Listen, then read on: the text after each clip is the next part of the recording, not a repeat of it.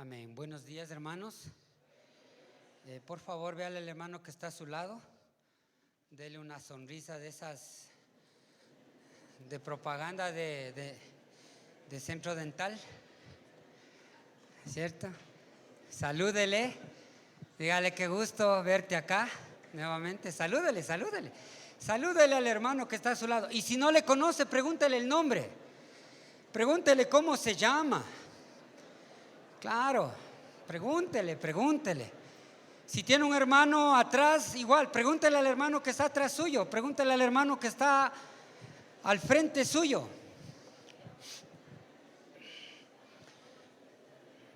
Ya que la iglesia es una familia y medio extraño que como familia no nos podamos conocer. ¿Ya le preguntó el nombre? ¿Sí le preguntó? ¿Cómo se llama? A ver. Ya, pregúntale ya. Sí, amén. Yo me llamo Adolfo, amén. Ya. Y me siento gozoso, como decía mi hermano Olmedito, me siento gozoso de estar en casa. Qué lindo saber es que Dios nos dio un nuevo hogar, ¿cierto? Donde podemos gozarnos en el espíritu y como vamos a ver en esta mañana, pues uno de los privilegios que tenemos como hijos de Dios, de poder tener gozo en nuestro corazón sin importar las circunstancias que podamos estar viviendo. Vamos a orar. Bendito Dios y Padre, una vez más en esta mañana nos acercamos a su presencia en el nombre de Jesús y ponemos nuestras vidas delante de usted, Padre, para que sea su Santo Espíritu guiándonos en este tiempo. Oramos, Padre, para que el Maestro sea enseñándonos su bendita palabra. Que su Santo Espíritu sea, oh Dios, produciendo en nosotros el querer como el hacer de su perfecta voluntad. Y que a la luz, oh Dios, de su palabra que en esta mañana va a ser expuesta, seamos, oh Dios, bendecidos, Señor, con la misma, a través, oh Dios, de cambiar lo que haya que cambiar, mejorar lo que haya que mejorar, añadir lo que haya que añadir, y también la consolación y la esperanza de saber que estamos en el camino correcto. Gracias, Padre. Oramos para que, Dios, toda nuestra mente, nuestro corazón, todo nuestro ser esté, oh Dios, sometido, Señor, a su autoridad. En el nombre de Jesús. Amén. Amén, hermanos, tomen asiento. Les invito a ver sus Biblias. En la carta a la iglesia de Filipos, vamos a leer el capítulo 1, vamos a leer los primeros 11 versículos.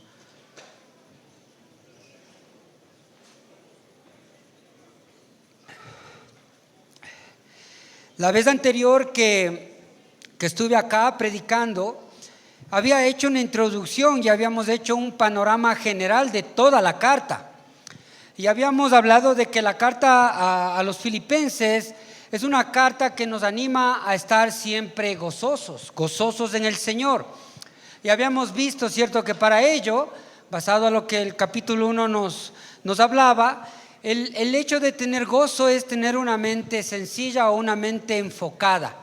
Y habíamos tomado un texto en el cual pues Pablo dice sí, que para él su vivir es Cristo y el morir es ganancia. O sea, no tenía otra razón de existencia. Su razón de vivir, su razón de ser es Cristo. Y por eso es que estaba enfocado y apuntaba a lo certero. Luego vimos también que en el capítulo 2 nos hablaba de que teniendo una mente sumisa o teniendo una mente humilde podíamos llegar a estar gozosos. Pasado a Filipenses capítulo 2 versículos 3 en adelante, donde dice que haya pues este mismo sentir que hubo en Cristo Jesús, el cual dice, todas las cosas que hizo no las hizo por vanagloria, sino más bien con humildad, considerando como superiores a los demás, ¿sí? Y considerándose a sí mismo como un siervo. Eso nos da gozo. En el capítulo 3 habíamos visto que algo que nos va a ayudar para tener el gozo del Señor es tener una mente espiritual. Y habíamos tomado el texto de Filipenses 3:20, donde dice que nuestra ciudadanía está en los cielos, somos pasajeros. Acá muchas injusticias, acá mucho dolor, pero cuando tenemos una mente enfocada en nuestra casa es diferente. Ayer estuve en un funeral, ¿cierto? Y uno de los mayores gozos que uno puede sentir cuando Pablo dice que el morir es ganancia es que llegó a casa. Y les decía que la hermana que ahora está con el Señor llegó a casa. Y qué lindo que es saber que ella ya no tiene que estar buscando o estar pensando de que mañana o pasado tiene que irse a otro lado. No, llegó a casa, ¿cierto? Llegó a ese lugar donde Jesús se adelantó a prepararle morada. Entonces, cuando tenemos una mente enfocada en lo espiritual, el gozo del Señor es algo real en nuestras vidas. Ya habíamos visto en el capítulo 4 que también nos ayuda a tener una mente segura, estar seguros en lo que Dios nos ha dicho. Por eso que en el capítulo 4, versículo 7, el Señor nos habla y nos dice, ¿cierto?, que por nada estemos afanosos, sino más bien sean conocidas nuestras peticiones, nuestras rogativas en acción de gracias, y la paz de Dios, que sobrepasa todo entendimiento, habitará en vuestros corazones en Cristo Jesús. Entonces el gozo es un sinónimo de tener paz. Sí, y es lo que quiere el Señor en medio de las circunstancias que podamos estar atravesando, pues por vivir en un mundo injusto, en un mundo que rechaza a Dios, que rechaza a su ley, que rechaza sus principios y sus mandamientos. Pero que Dios ha levantado un remanente, que es usted y yo, para que podamos ser esas lumbreras, ¿cierto?, que alumbramos como antorchas, que somos columna y baluarte de la verdad y que podemos reflejar que sí hay esperanza en medio de un mundo tan convulsionado en el que estamos. Y es por eso que ahora vamos a continuar, Dios permita, pues seguir estudiando esta carta, y vamos a leer los versículos del 1 al 11 del capítulo 1. Dice la palabra de Dios: Pablo y Timoteo, siervos de Jesucristo, a todos los santos en Cristo Jesús que están en Filipos, con los obispos y diáconos, gracia y paz a vosotros de Dios nuestro Padre y del Señor Jesucristo. Doy gracias a mi Dios siempre que me acuerdo de vosotros, siempre en todas mis oraciones, rogando con gozo por todos vosotros, por vuestra comunión en el Evangelio desde el primer día hasta ahora, estando persuadido de esto, que el que comenzó en vosotros la buena obra, la perfeccionará hasta el día de Jesucristo.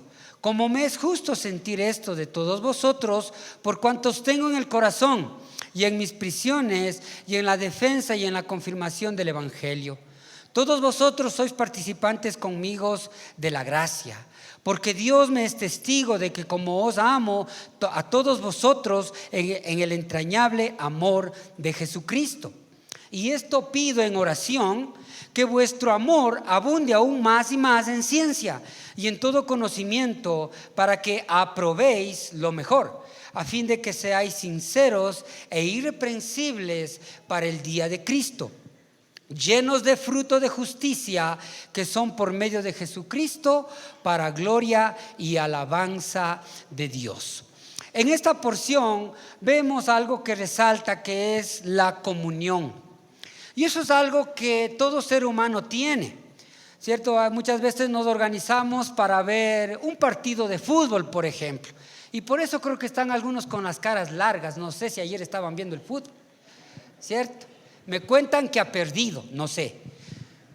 Pero eso es parte de la comunión que tenemos como personas. Es algo natural. Y disfrutamos de esa comunión y nos gozamos de esa comunión.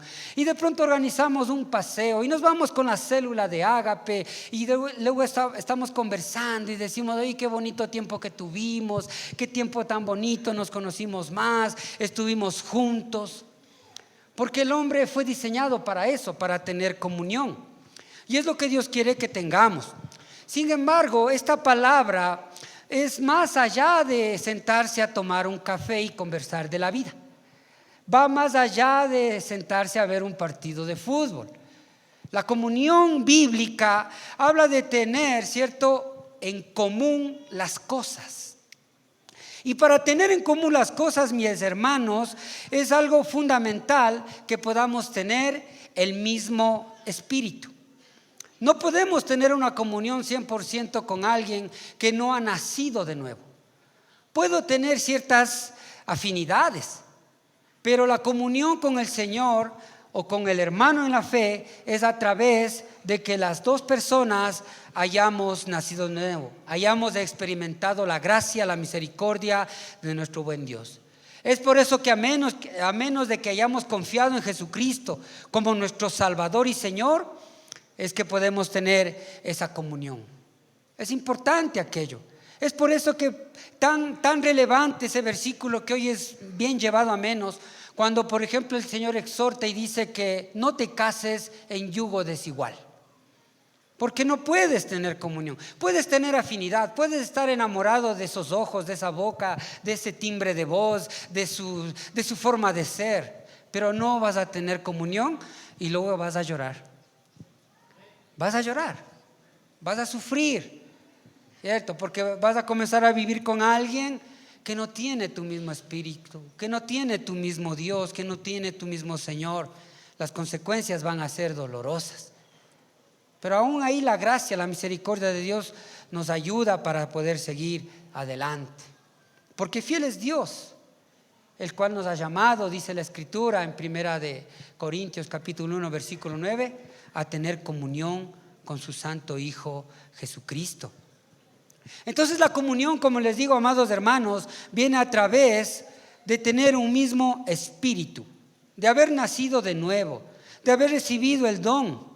¿Sí? Es por ello que muchas personas viven engañadas y creen que tener comunión o llevarse con personas que no han nacido de nuevo es mucho mejor que llevarse con los hermanos. Estamos equivocados. Esto nos va a traer consecuencias tristes porque no tenemos el mismo espíritu.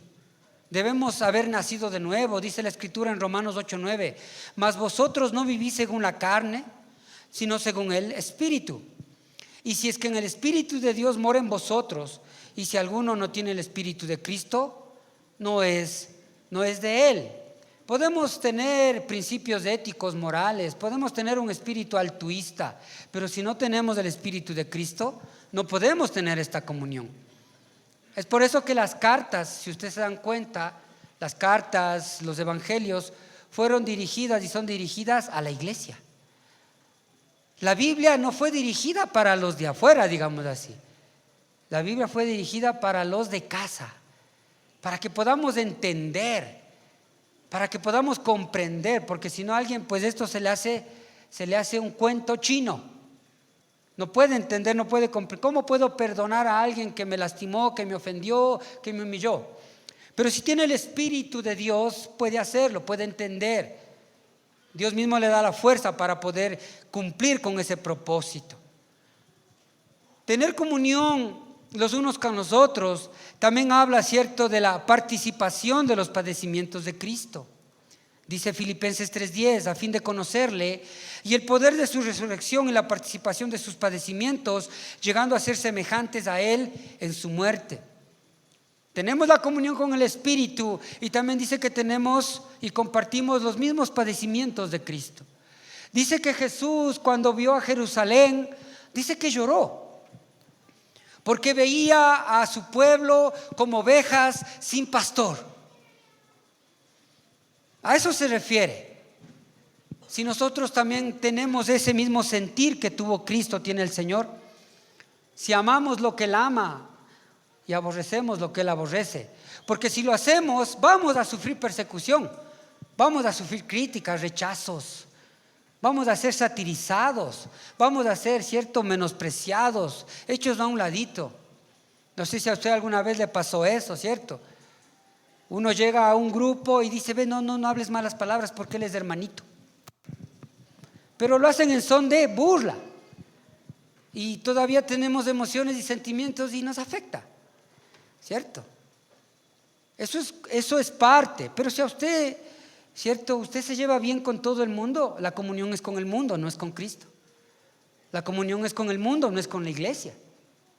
Entonces debemos evaluar esas circunstancias. No es que andamos buscando ni que uno se levante y diga, Señor, en este día mándame uno de esos sufrimientos que me hagan arrepentirme que nací. No. Pero vienen, por causa de la fe vienen. ¿Sí?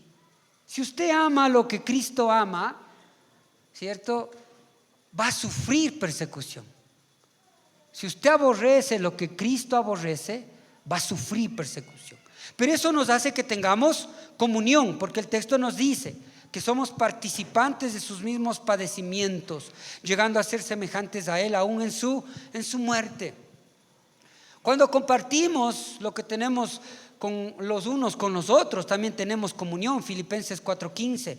Y sabéis también vosotros, oh filipenses, que al principio de la predicación del Evangelio, cuando partí de Macedonia, ninguna iglesia participó conmigo en razón de dar y recibir, sino vosotros solos, a la medida de que Dios nos haya bendecido. Dios no pide peras a un olmo, ¿cierto? Él nos pide conforme a lo que hayamos sido bendecidos, ¿sí? Porque cada uno de nosotros lo hemos sido. Tal vez a los ojos del hombre unos más, otros menos, pero todos tenemos algo para dar a los demás. Y no hablo exclusivamente de un bien físico, de un bien material. Hablo de los dones, hablo de esa gracia que Dios ha derramado en su vida. Hablo de que usted puede ser y debe ser un vaso útil para que el Evangelio vaya, ¿cierto? Y llegue a los corazones que todavía no le conocen, para que comiencen a experimentar la gracia, la misericordia, el perdón, la salvación que solamente Dios nos da. Así es que, amados hermanos, la verdadera comunión cristiana es mucho más que conocerse, que tener ciertas afinidades por ciertos deportes y muchas cosas. Va mucho más allá.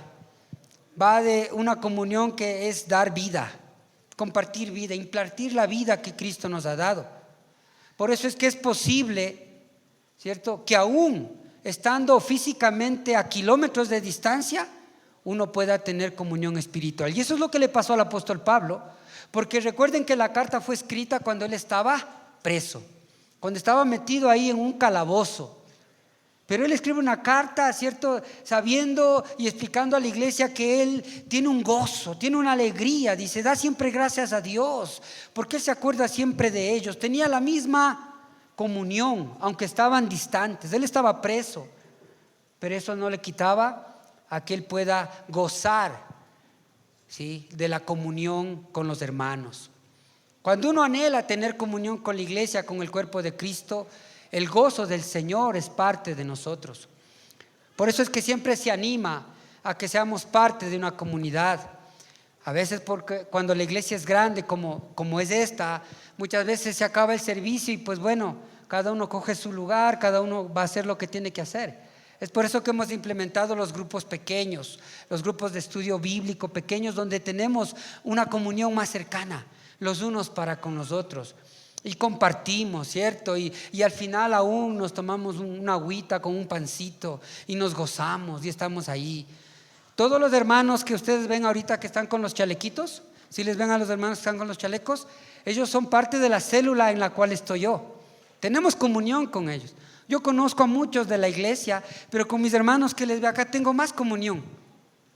Mi hermana Isabelita, mi hermana Margarita, por arriba está Patricio, acá está.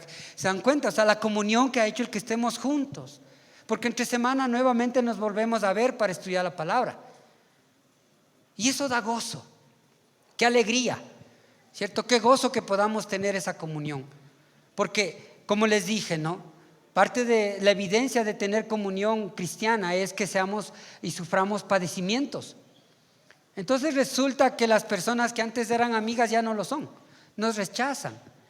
Y fuimos creados y somos dados a tener comunión los unos con los otros. Entonces el grupo que antes andaba, con el grupo que antes caminaba, ahora ya no lo hago. Porque ahora me critican, ahora se burlan, ahora me satirizan, ahora me hacen de menos, ya no me invitan y cosas así. Entonces, ¿qué hago? ¿Cierto? ¿Me encierro en una burbujita y me comienzo a deprimir? No. Para eso Dios nos ha dado una familia, la familia en la fe. Y cuando uno sabe que es de la familia en la fe, uno tiene el gozo del Señor. Como habíamos visto, algo que nos fortalece y nos ayuda para tener el gozo del Señor es tener una mente enfocada. Para mí el vivir es Cristo. Y si Cristo fundó su iglesia, es parte de aquello que nosotros debemos tener. Y como evidencia de aquello, el apóstol habla, ¿cierto?, en el versículo 3, y les dice que él siempre da gracias a Dios por ellos, porque siempre se está acordando de ellos en sus oraciones, siempre se acuerda de ellos. El versículo 7 y 8 dice que Él siempre los tiene en sus corazones.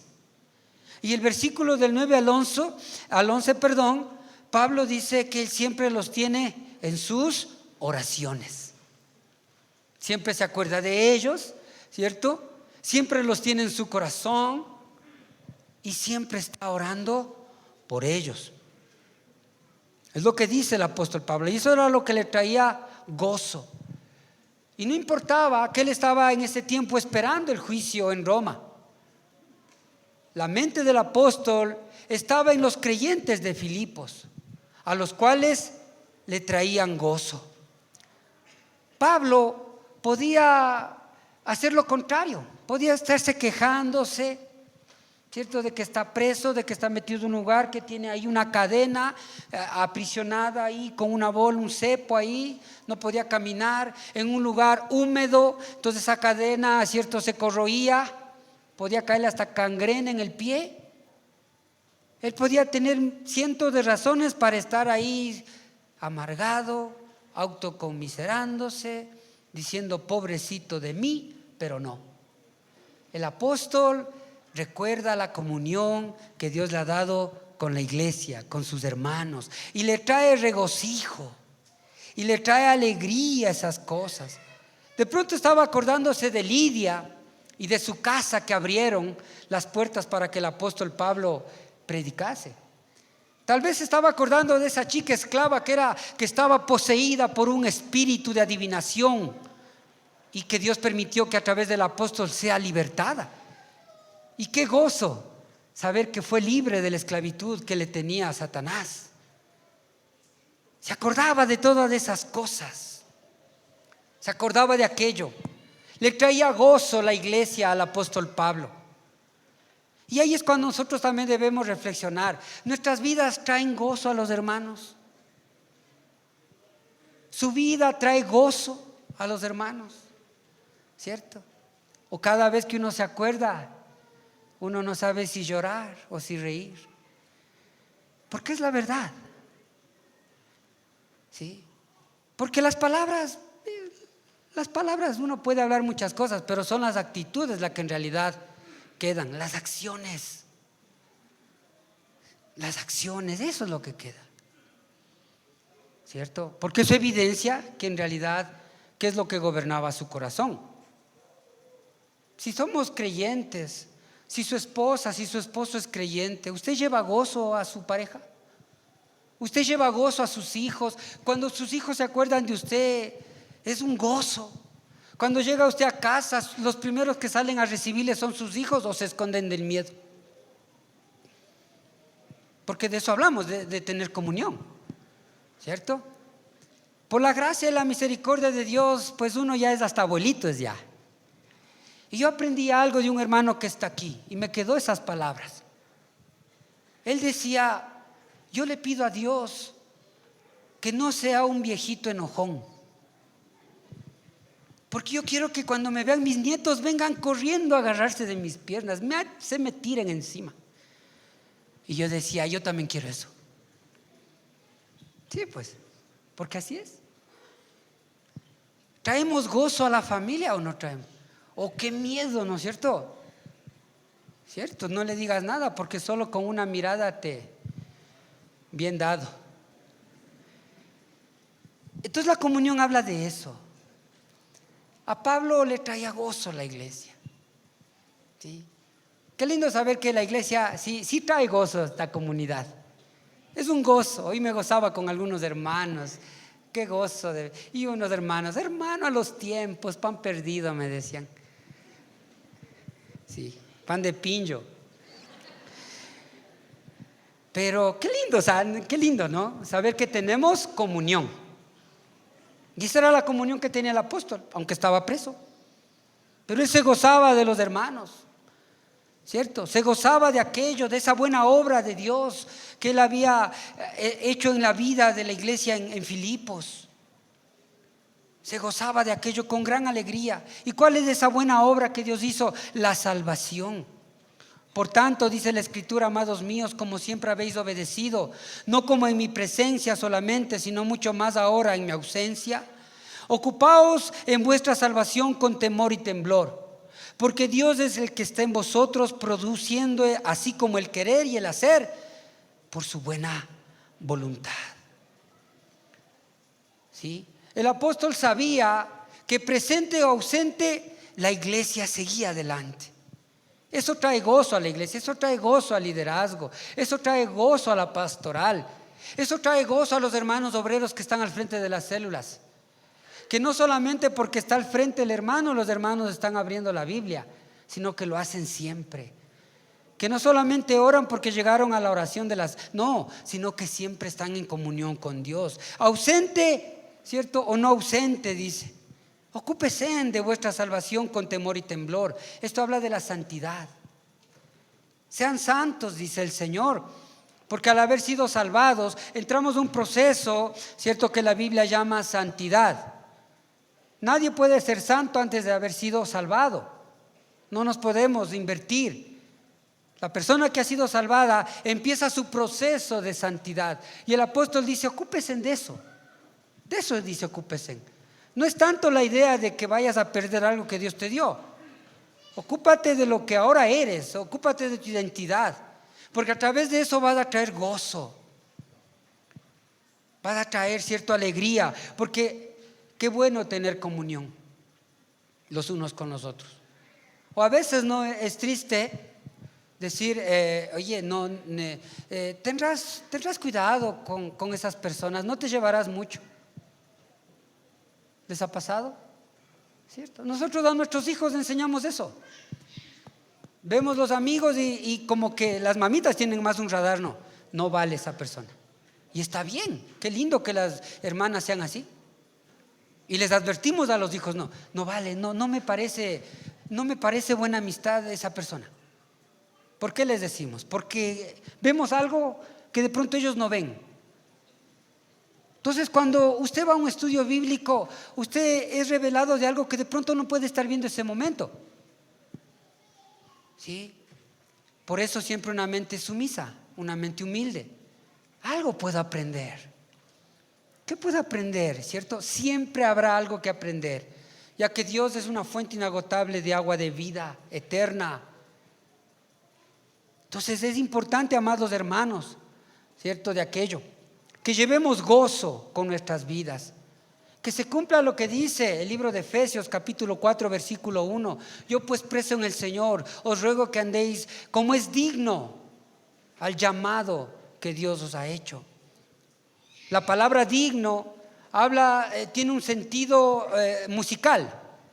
O sea, la idea es, les ruego que vivan de una manera melodiosa, vivan de una manera de armonía. Los músicos saben. Uno está cantando, después les oigo que te equivocas. Yo ni cuenta me di que se equivocaron. Pero esa es la idea. Vive de una forma armonía, que algo sea armonioso. ¿Cierto? O sea, que hay melodías que a uno le dan hasta descanso. ¿Les ha pasado? Pero han oído esas músicas. Bam, bam, bam, bam, bam. No sé si eso nos dé descanso. ¿Se han oído o no? ¿O no han oído? ¿O en qué ciudad viven? Dice la Escritura eso. Que nuestra vida debe ser una melodía al que está a su lado. Nos gusta, ¿no? Qué lindo que es cuando una canción que tiene los acordes correctos, ¿cierto? O sea, da paz, da quietud a nuestras emociones, nuestros sentimientos. De eso está hablando, ¿cierto? Que nuestras vidas den eso, ¿no? Pero a veces no, es al contrario. ¿Por qué? Porque las vidas de las personas mejor nos preocupan. ¿Cierto? 10 de la noche, no llega y dijo que iba a estar aquí a las 8. Así es. Entonces nuestra vida debe ser coherente a nuestra naturaleza, a esa buena obra que Dios hizo al darnos la salvación. Y al darnos la salvación nos dio una nueva identidad, y como evidencia de que somos salvos, vivimos de otra forma. Yo puedo haber recibido, entre comillas, a Cristo 20 veces, pero si mi vida no cambia, no he nacido de nuevo. La evidencia de haber nacido de nuevo es que mi vida cambia.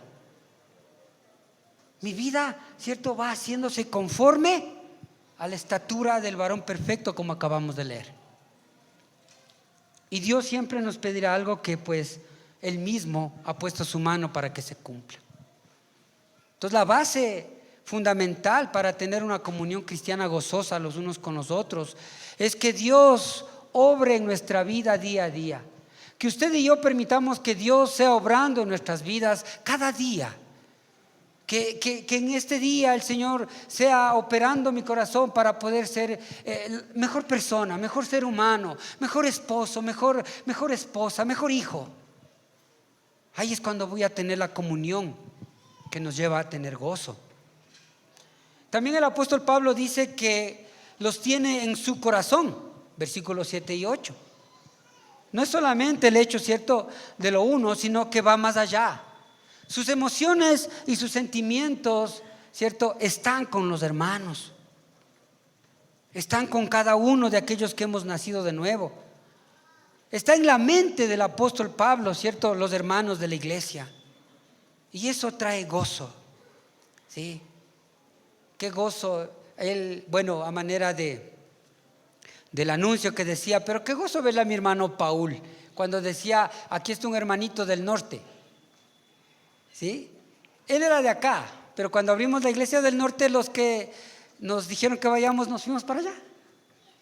Y hoy ha venido para acá, ¿cierto? No porque no quiere estar allá, sino porque de aquí tiene que hacer otras cosas. Y es un gozo.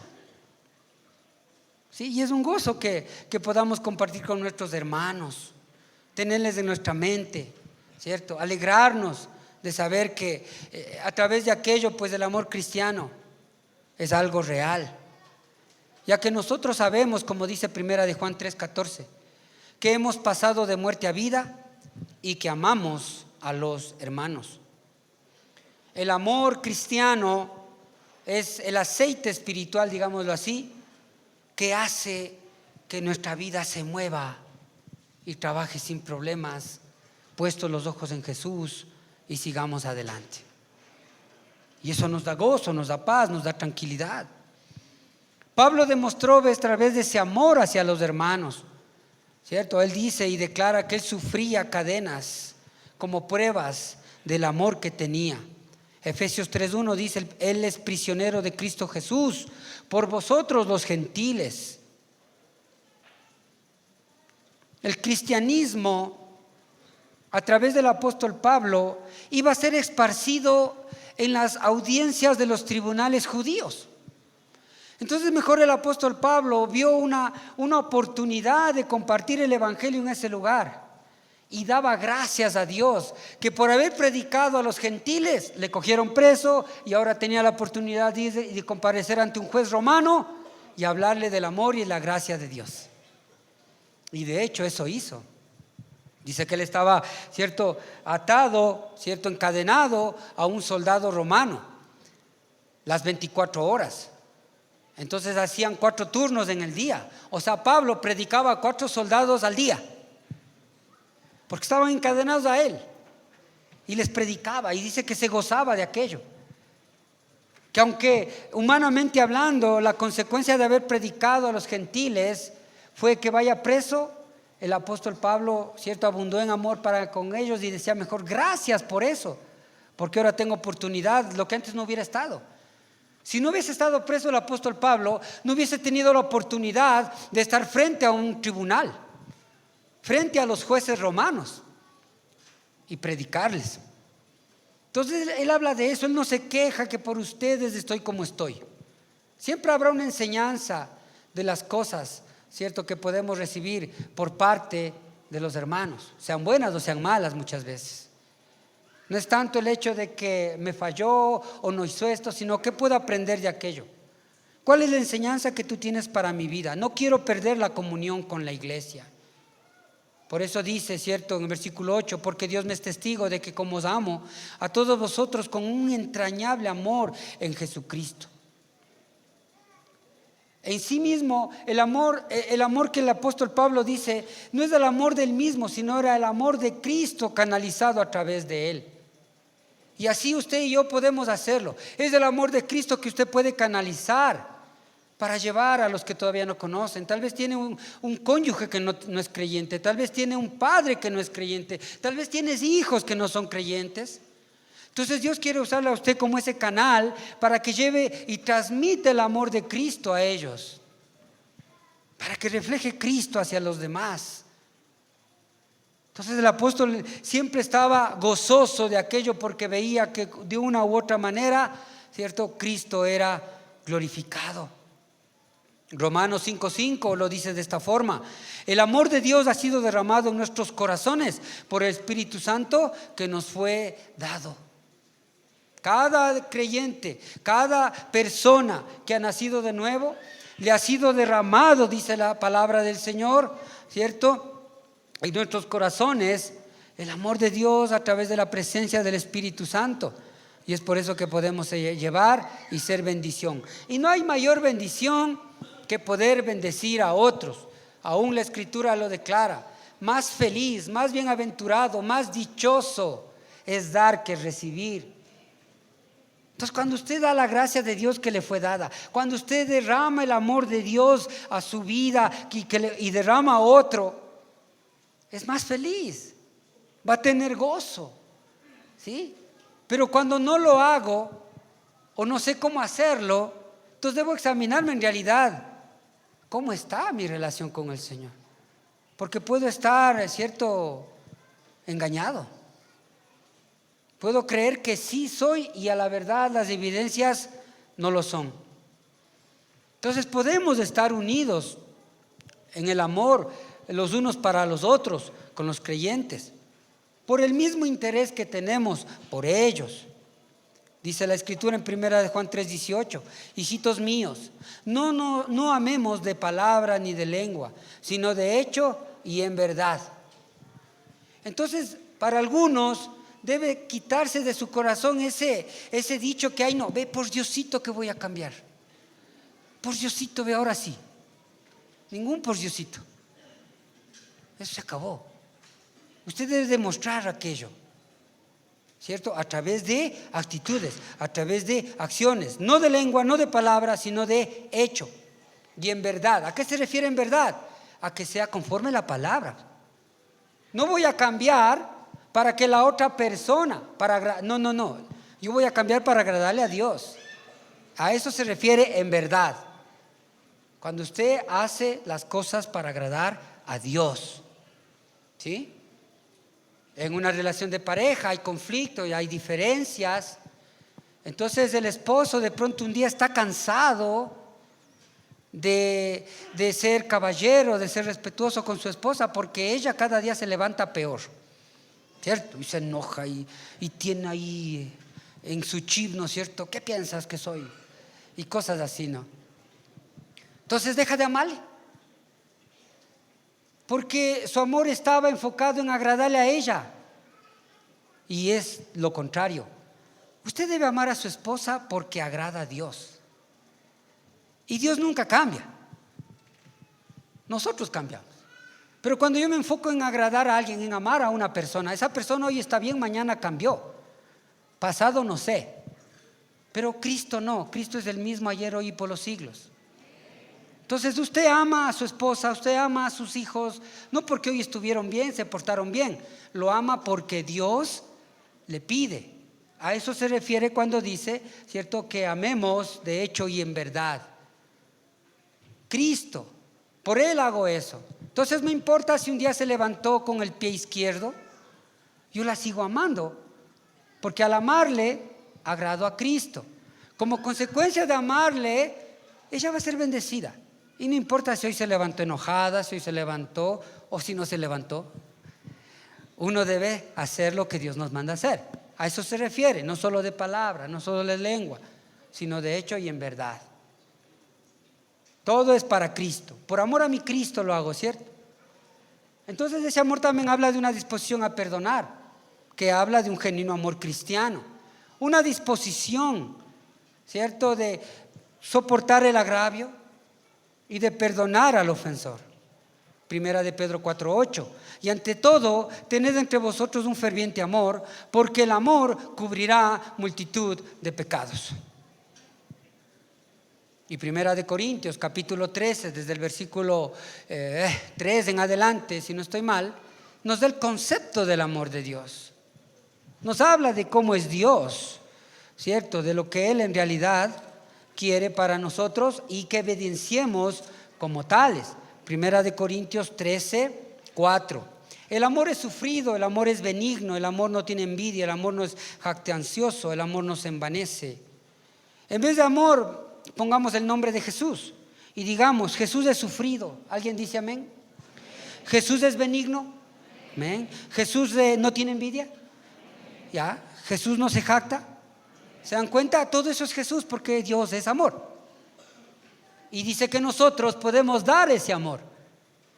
Entonces la evidencia de que tengo, ¿cierto?, el amor del creyente habla de que sí puedo perdonar a los demás. Ahora, esto no me exime de las consecuencias que puedan darse, pues. No me has perdonado, dice. ¿Por qué? Por esto. No. Recuerde que el creyente perdona para no perder comunión con Dios. Porque si usted no perdona a esa persona, le va a venir a su corazón resentimiento, amargura, enojo. Entonces la comunión es con Dios. Yo no debo perder esa comunión. Pero hay algo que pasó, por eso tuve que perdonar. Entonces no es que no pasó nada. Entonces habrá consecuencias, ¿sí? Y uno debe estar apercibido de aquello. Habrá consecuencias que uno tenga que soportar, teniendo en cuenta que las consecuencias no son eternas. Siempre se acabarán en algún momento. Y qué bonito que pasemos ese proceso de la mano de Dios, pero con la idea de que sí, me ha perdonado.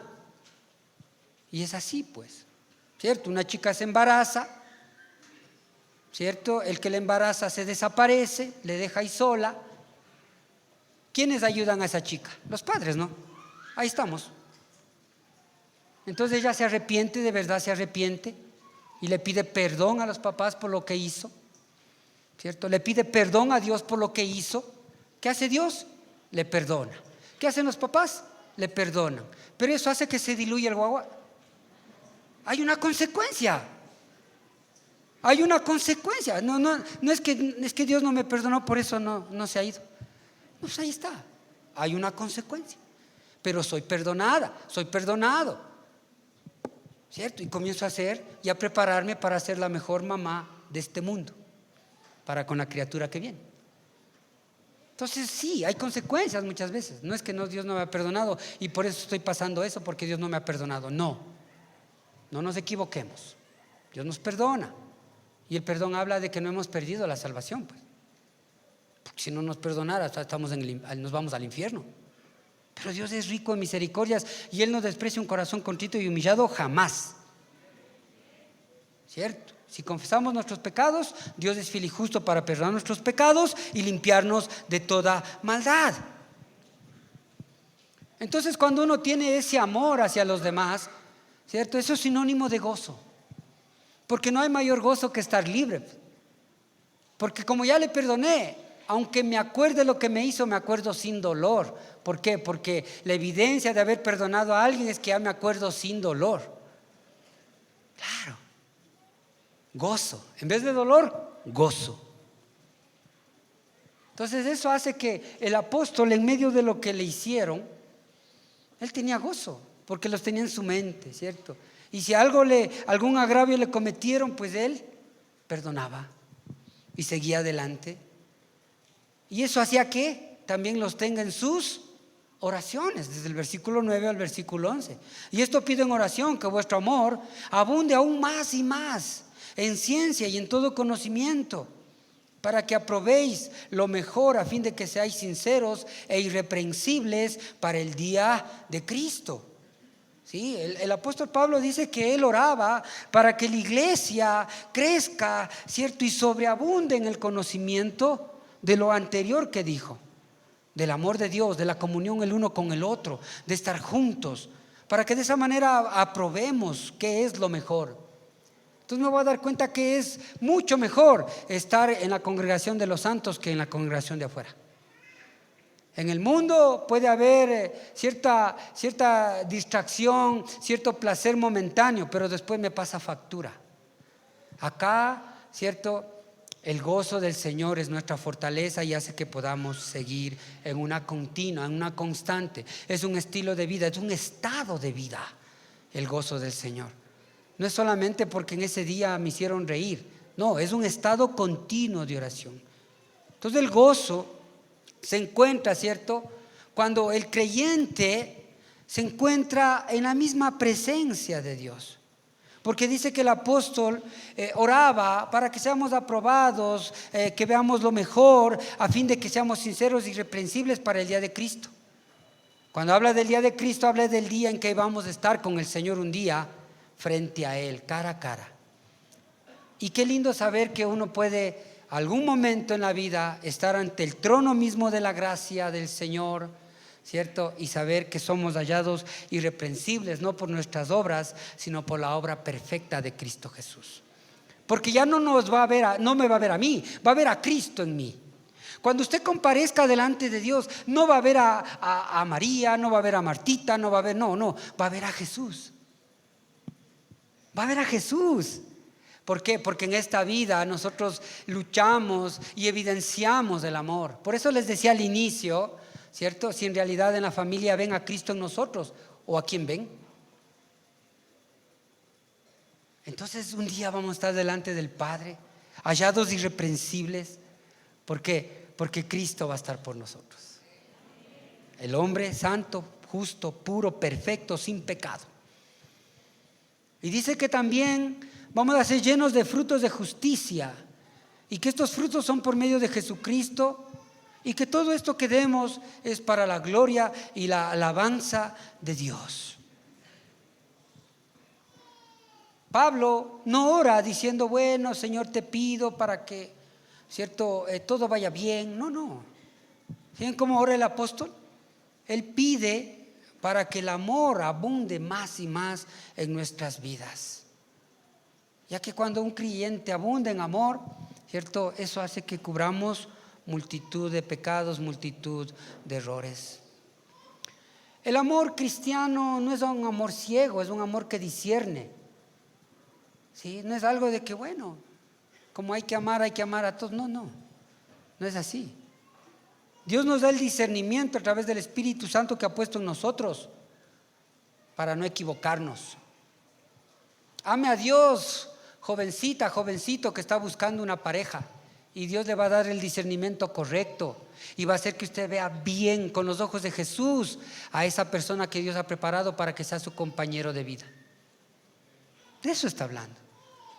Que tengamos el discernimiento correcto para no meternos en negocios chuecos, que muchas veces, ¿cierto?, los ahorros de toda una vida se fueron por ahí, porque no tuvimos el discernimiento correcto, porque no vimos con los ojos de Jesús. Por eso el amor de Dios no es un amor ciego, es un amor que sabe discernir, que le va a decir hasta aquí es el límite. Usted va a poner límites correctos, sanos, saludables con los demás, y eso nos va a traer gozo. Eso hace que nosotros podamos, ¿cierto?, tener y crecer en la madurez que Dios quiere para que podamos dar fruto, y no solo fruto, sino mucho fruto. El creyente que practica el amor de Cristo en su vida va creciendo cada día más. No se va a quedar como un bebecito, sino que va a seguir creciendo. ¿Sí? Es como que a un bebé yo le señalo un perrito, y el bebé, ¿qué me contesta? Guau, eso me contesta. Pero el de 10 años ya no me contesta guau, me dice, ve ese perro bulldog. Va creciendo, va teniendo más discernimiento, ¿cierto? Ya es más joven, le ve al perro, ya no se lanza, pues, porque más pequeño de pronto le mordió. Vamos aprendiendo. Entonces así mismo es, cuando vamos nosotros ejercitando el amor de Cristo en nuestras vidas, vamos teniendo el discernimiento adecuado. Ya no nos metemos en cualquier lado. Ya discernimos en realidad lo que Dios está buscando, que son adoradores en espíritu y en verdad, por ejemplo. Ya no me dejo llevar, pues, por cualquier viento de doctrina. por cualquier palabrero, ¿cierto? Sí. No es la película cristiana, pero nos hace reflexionar mucho. Se llama El Rezador. Es una producción ecuatoriana. Me dijeron, ve esa película. Y me puse a ver. Y habla de cómo se aprovechan de la fe. ¿Ya? Se aprovechan de la fe, ¿cierto? Fue filmada en Toktiuk. Sí, sí. Eso me llamó la atención. Se llama El Rezador. Ya, y ahí se ve cómo se aprovechan de la fe de la pobre gente. ¿Ya? Pero cuando uno practica el amor del creyente, el amor de Cristo, uno ya no se deja pues meter cuentos. Ya no viene pues por ahí alguien que habla bonito y tengo el verbo convencer y síganme en los buenos. Porque así es. Así es, hermanos. Entonces usted practique el amor cada día con los suyos, en su trabajo, en su relación con Cristo. Tenga ese discernimiento que va a dar como consecuencia el practicar el amor que Dios nos ha dado. Entonces no se va a dejar convencer de cualquiera, ¿cierto? Y tampoco se va a dejar nubilar ahí la señorita que está buscando ahí su ayuda idónea. Y no se va a dejar nubilar, ya no le va a creer que le va a bajar las nubes, las estrellas y esas cosas que prometen algunos y que no cumplen. Va a tener discernimiento para decir hasta aquí nomás, porque veo que eres un palabrero. ¿Sí? Eres un palabrero.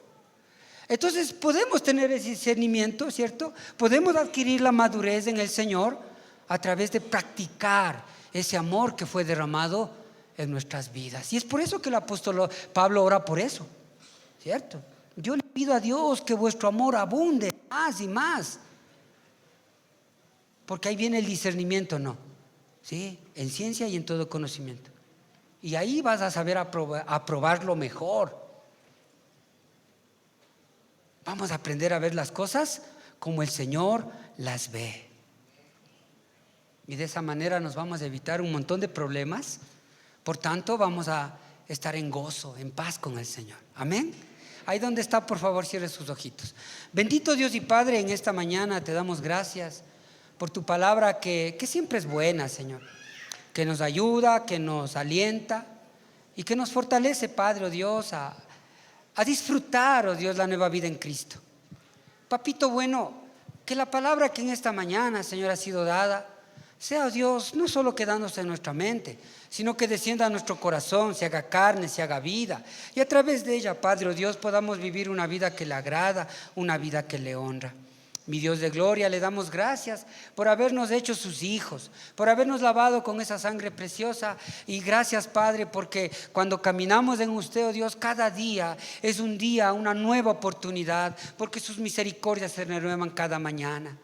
Papito bueno, en esta mañana, Señor, oh Dios, oro para que su iglesia sea bendecida con ese amor, como el apóstol Pablo oró por Filipos, Padre. Oramos para que el amor de Cristo sobreabunde en cada uno de mis hermanos, de mis hermanas en este día, Padre, para que la ciencia, el conocimiento, el discernimiento sea algo que direccione sus decisiones y que honren sus vidas, Padre.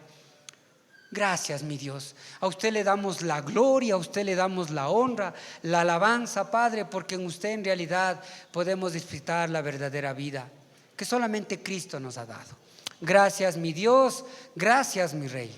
En Cristo Jesús oramos. Amén y amén. Gloria a Dios. Si es para Cristo, délo fuerte, fuerte, fuerte. Bendito sea nuestro buen Señor. Bendito sea nuestro buen Dios. Que la paz del Señor esté con ustedes, mis hermanos.